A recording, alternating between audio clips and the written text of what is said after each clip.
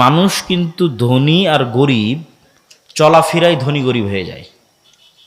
যার চলাফেরা ধনীর মূলনীতির মতো ধনী হয়ে যাবে, আর যার চলাফেরা গরিবের মূলনীতির মতো গরিব হয়ে যাবে। তো মূলনীতিটা কি? মূলনীতি হচ্ছে, গরিব যদি আজকে 50,000 টাকা পায়, গরিব যদি আজকে 1 লাখ টাকা পায়, তাহলে চিন্তা করবে এই 1 লাখ টাকা দিয়ে কী করি।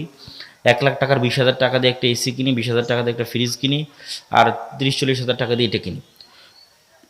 তাহলে এমন কাজে খরচ করলো যেখান থেকে আরো খরচ হবে, বুঝেন? এমন জায়গায় খরচ করলো যেখান থেকে আরো কি হবে, খরচ হবে। এসির বিল আসবে না, কারেন্টের বিল আসবে না, ফ্রিজ চললে কারেন্টের বিল আসবে না, বিল আসবে। মোটরসাইকেল যদি কিনে ওখানে তেল দেওয়া লাগবে না, তেল দেওয়া লাগবে। ও যদি মোবাইল কিনে মোবাইলে টাকা ঢুকানো লাগবে না, ইন্টারনেটের বিল দেওয়া লাগবে না, ওয়াইফাই নিলে ওয়াইফাইয়ের বিল দেওয়া লাগবে না। তাহলে এমন কাজে খরচ করলো যেখান থেকে আরো টাকা খরচের রাস্তা তৈরি হলো। এ গরিব হবে, জীবনে কোনোদিন ধনী হতে পারবে না, লিখে নেন। আর যারা ধনী হয় ওরা কি করে? ধনী যদি 1 লাখ টাকা আজকে পায়, তাহলে চিন্তা করবে 1 লাখ টাকা কি করলে আরো 5টা টাকা ইনকাম করা যাবে। জাস্ট এই এক সিদ্ধান্তে মানুষ ধনী হয় আর গরিব হয়, যে আমি আজ 1 লাখ টাকা ইনকাম করেছি, আমি এখন চিন্তা করছি 1 লাখ টাকা কি করলে আরো 5 টাকা ইনকাম করা যাবে।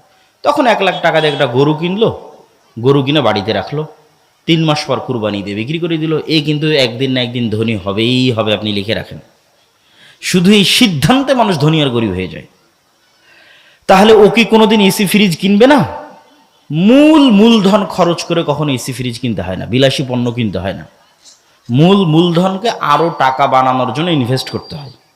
ওখান থেকে যখন আবার 5-10 টাকা লাভ আসবে, ওই লাভের টাকা জমিয়ে জমিয়ে যদি কোনোদিন আপনি 5 বছরে একটা ফ্রিজ কিনলেন, ওই লাভের টাকা জমিয়ে জমিয়ে আর 5 বছরে একটা এসি কিনলেন, তাতে সমস্যা নাই। কিন্তু মূল যে বেতনের টাকা পাচ্ছেন, সেই বেতনের টাকাটি দিয়ে মূল যেটা ধান বিক্রি করে টাকা হয়েছে, এই মূল টাকাটি দিয়ে আপনি এমন জায়গায় খরচ করলেন যেখানে আরো বেশি খরচ হবে, তাহলে আপনি জীবনে কোনোদিন ধনী হতে পারবেন না, মরা পর্যন্ত গরিব থেকে যাবেন।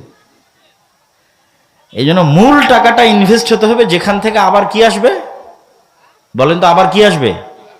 আবার টাকা আসবে, আবার 1 টাকা হলেও ইনকাম হবে, তাহলে আপনি ধনী হবেন।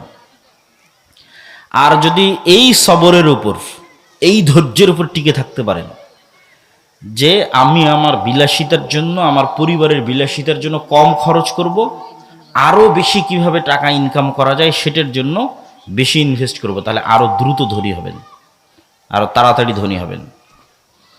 আর যে যত বিলাসী সে তত গরিব, যে যত বিলাসী সে তত গরিব, যে যত ত্যাগী সে তত ধনী, যে যত ত্যাগী সে তত ধনী। আর টাকা যখন আসবে তখন প্রথমে খরচ করতে হবে গরিব মিসকিনের জন্য, অসহায়ের জন্য, মসজিদ মাদ্রাসার জন্য।